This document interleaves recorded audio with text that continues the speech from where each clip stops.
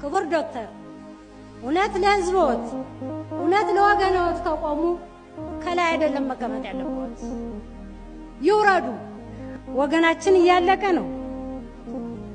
በመነበረበት ቦታ ከልጅነት እስከ ሽበት እስከ ርጅና በሚኖርበት ቀየ በሚኖርበት ቦታ ተፈናቅሎ የሚበላው የሚጠጣው የሚኖርበት አጥቶ እየተሽመደመደ ይኖራል። ሌቦች ግን ሌቦች ሞልተዋል።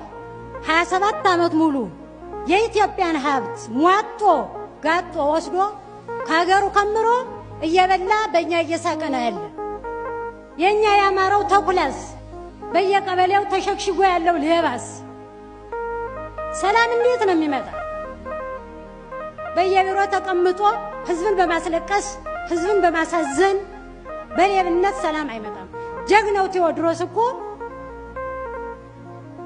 ጀግናው በላይ ዘለቀ ዘላለም ሲወሱ የሚኖሩ በባዶ እግራቸው እሾህ እየወጋቸው እንቅፋት እየመታቸው ደማቸው እየፈሰሰ የባቆዩት ታሪክ ነው።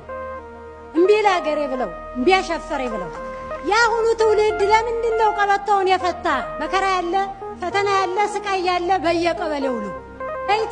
በኢትዮጵያ አምላክ በንጹህ ባንዲራውን በተጨማለቀች ሰው በንጹህ ባንዲራ አምላክ በየቀበሌው እየፈተሹ ይዩ